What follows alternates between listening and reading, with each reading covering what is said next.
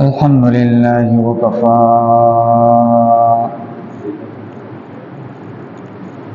وسلام على عباده الذين اصطفى أما بعد فأعوذ بالله من الشيطان الرجيم بسم الله الرحمن الرحيم يا أيها الذين آمنوا اتقوا الله وابتغوا إليه الوسيلة وجاهدوا في سبيله لعلكم تفلحون. شپږم سفاره ده سورة مائده 15 نمبر آیت دی. مخکینو آیاتونو کې د هغه کسانو ذکر وشو چې هغه د الله سره او د الله د رسول سره جنگ کوي او پزمکه کې د فساد کوشش کوي، نو دا خلق د قتل کړل شي یا د پسولې کړل شي یا د دوی د خفي او لاس عدل بدل دا کټ کړل شي او یا د جیل ته واچول شي. د دې لپاره په دنیا کې هم رسوایی ده او په آخرت کې لوی عذاب دی. هو چې کم کسان توبه وباسي تاسو د هغې په نیولو باندې قادر شوي لا نه وئ او مخکې توبه ویسته، نو د الله حق د دینه ساقط شو، د بنده حق داتې نه ساقط کېږي. اوس په آیت کې الله جل شانو فرمایي یا ایها الذین آمنوا اتقوا الله، اے ایمان والا د الله نه ویریږي، وابتغوا الیه الوسیله، اول توي د الله ته نزدېکت لره په اعمال صالحو سره. وسیله نزدېکت ته ویل کېږي سړی نیک اعمال وکړي، منځ کوي، زکات ورکوي، دغه شان د الله نور احکامات دا ادا کوي او په دې باندې الله ته ځان نږدې کوي. بیا وسیله په دوه قسمه باندې ده، یو وسیله په اعمال صالحو سره او دویمه وسیله په ذوات فاضلو سره. اعمال صالحو سره وسیله دا بالکل جائز ده، د چا په کې اختلاف نشته. بخاری شریف کې روایت دی، درې کسان داسې لاړل، یو غر ته روانو، نو پدې کې باران راغلی او دوی په یو غار کې پناه واغسته. نو بس یو ګټ را ورغړېد او د غار داخلو دای بند کړله. نو دوی خپل من کې سوچ وکړو اوس خو موږ دلته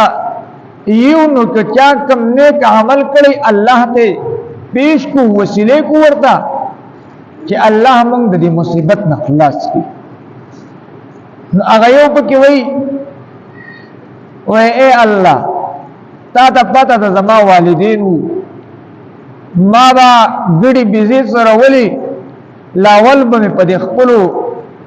والدینو باندې دا شو دس کله وروسته به خپل بچو ته ورکول. یو ځل داسې ځل لرې لاړم په دې پاڼو پسې چې رالم، والدین مې اوده شوي، بچو مې شوده غوښتل، خو ما ویل چې څو پورې مې لاول دې والدینو ته نه یې ورکړي تاسو به نه درکوم. لاول مې په والدینو باندې وسکل، وروسته مې په بچو باندې وسکل. وایي که دا کار مې ستا د رضا لپاره کړی، الله د دې په وسیله سره دا ګټ لري کې چې موږ د اسمان لګوینو. نو لږ ولاو شو خو د وتلو لار نه وه. هغه بل وایي اے الله زما د تر لور و زما ورسره ډېر زیات مینه محبت و، ما د هغې نه مطالبه وکړه، هغې ما ته شرط کېښودو چې دومره دومره پیسې به راوړي، چې ما هغه پیسې برابر کړلې او بیا مې ته مطالبه وکړله. نو چې کله زما په قابو کې رااله، نو هغې راته وویل چې ای د الله بنده د الله نه ویرېږه. نو بس زه فاسدم او دا الله ستانه ویره د مودا کار ما ونکو نو کدا کار مستا د رضا د پر کړی دا غټ لګ نورم چې د کولاو کې چې مونږ ته لگا د اسمان تی وینو لگا رڼا شي راته نو غټ دې کولاو څخه خود وتلو لار ممکن نه و هغه بل الله ما مزدوران نیولیو هغه ټول مزدوران ته مزدوري وکړه خو یو مزدور دا خپشو مزدوري وانه غستله د هغه په د مزدوري باندې ما چې هغه یعنی کار مې بګی کاوه او دا مې ډیر زیات سیوا کو ان تر دې چې خادمان او شپونکی او ګړي بيزي دا چې دا مول پیدا کړل بیا داراله زمانه مطالبه وکړه چې مال مې هغه خپل مزدوري راکا وای ما ورته ویل چې دا څومره خادمان او دا ګړي بيزي وغیرہ یې نه داستا د مزدوري هغه پیداوار دي نو هغه راته ویل چې مسخره را پسې مکه وخماته خپل حق راکا نو مسخره د پسې نه کوم بس داستا حق دي نو هغه ټول هر څه چې له بوتل و الله کو دا کار مستاد رضا لپاره کړی نو دا ګټ دا اخوا چې مونږ ته بهر وځو الله دا ګټ اخوا کو دیج بهر دا اوته نو بخاری شریف روایت ده باقی ده په اعمال صالحه سره وسیله غفتل دا بالکل جائز بل په زوات فاضله سره زوات فاضله سره لکه مثلا اے الله د پلان کی بزرگ په وسیله سره زما دا کار وکړي نو بده کې امام اهل سنت شیخ سرفراز خان صدر صاحب نور الله مرقده درې صورتونه ذکر کړي نور د علماء په ډیر زیات اختلاف نو په یو صورت کې جائز ده په یو صورت کې حرام ده او ناجائز ده او په یو صورت کې مکروه ده کوم صورت کې حرام او ناجائز ده لکه مثلا یو سړی دی یو بزرگ په وسیله باندې هغه دعا غواړي او دغه بزرگ دا حاضر او ناظر غني او خپل مشکل کوشای غني نو په داسې قسمه وسیله نیول دا حرام دي او دا ناجائز دي دا شرک دي دیم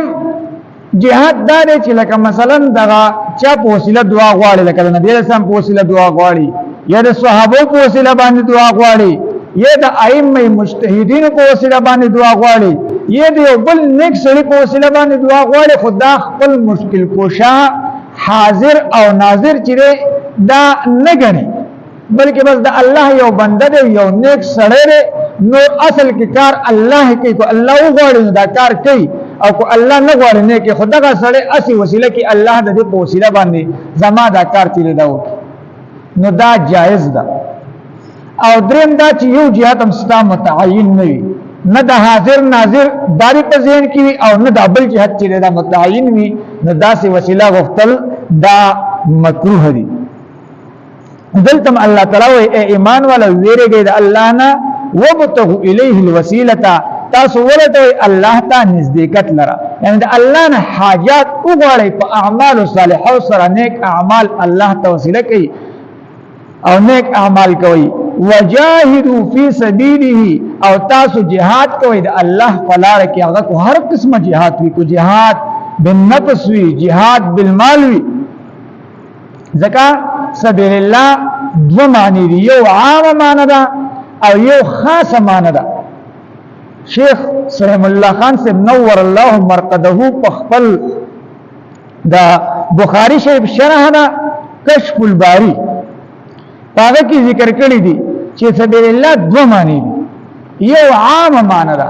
عام معنی بس چې الله د طاعت د پاره توي هغه پرایز دي لکه پرز مونته را رواني دا سبیل الله ده حج ته رواني دا سبیل الله ده عمره ته رواني دا سبیل الله ده یو بل نیک کار پس رواني نوافل دي دا چې هغه سبیل الله ده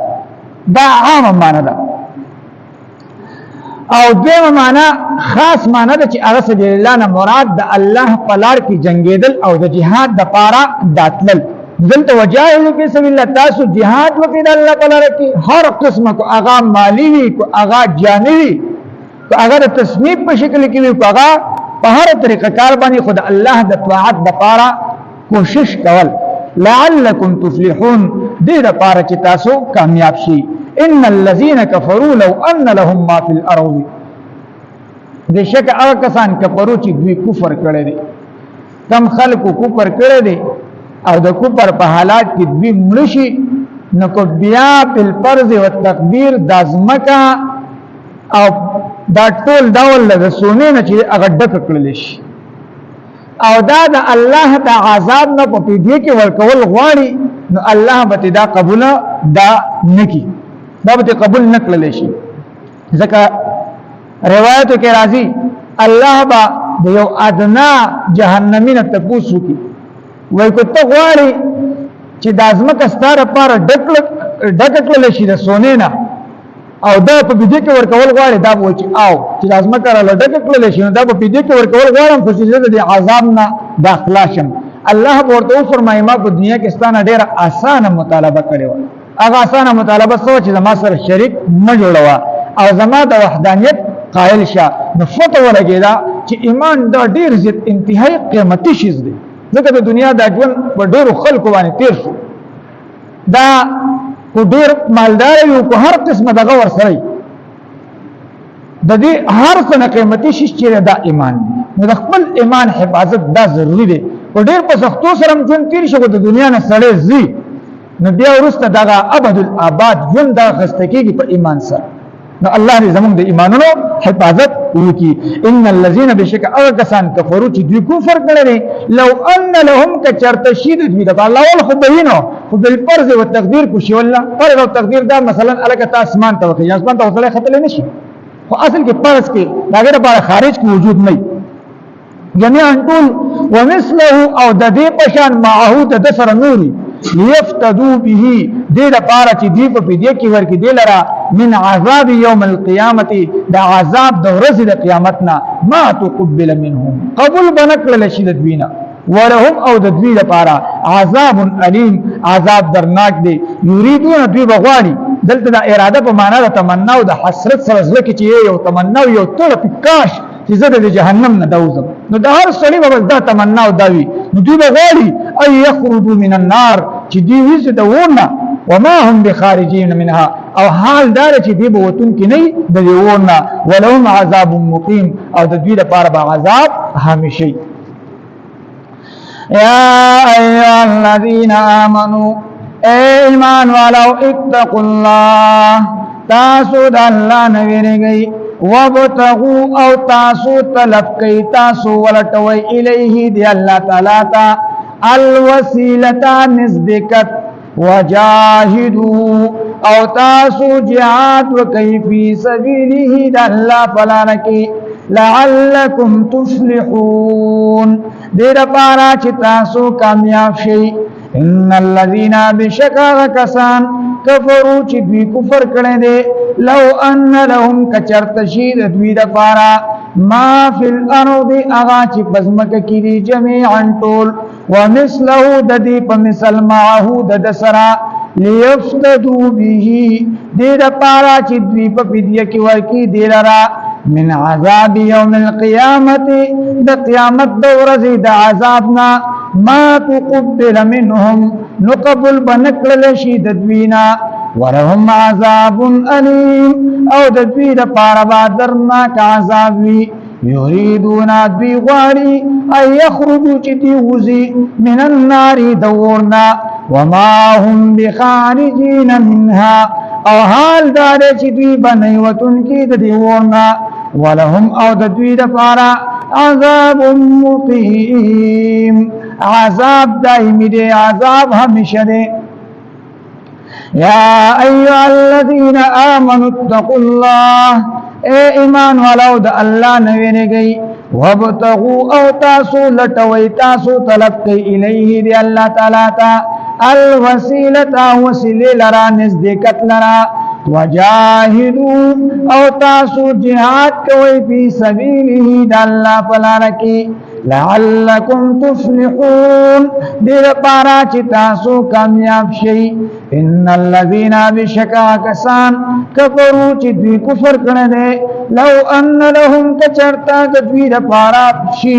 ما فی الارض جميعا اغتو چی بزمک کی دی طول ومثله ددی پا مثل معه ددسرا لیفتدو دیر پارا چی دوی پا بیدی کی ورکی بیہی تی لرا من عذاب یوم القیامت دا قیامت دورزی دا عذابنا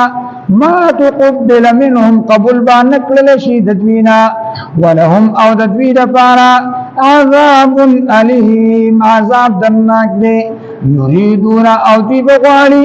ای یخرجو چې دوی وزي من النار دورنا وما هم بخارجین منها او حال دارې چې دوی باندې وتونکي دغه ورنا ولهم او د دوی لپاره عذاب مقیم عذاب دائمی وي واخر دعوانا ان الحمد لله رب العالمين الا سمول سمور پریوانی پورا د عمل کولو توفیق راکړي فلا رضا خپل تعلق خپل محبت را نصیب کړي نبی عليه الصلاه والسلام کامل درته زموږ په ژوند کې راوړي الا زموږ د ایمان حفاظت وکړي الا زموږ د ایمان حفاظت وکړي الا زموږ د ایمان حفاظت وکړي الا خپل رحم کرم په الله باندې وکړي مر په کې موږ ټول مسلمانانو ته په تصدیق د زلو په اقرار د دې بدو چې لا اله الا الله محمد رسول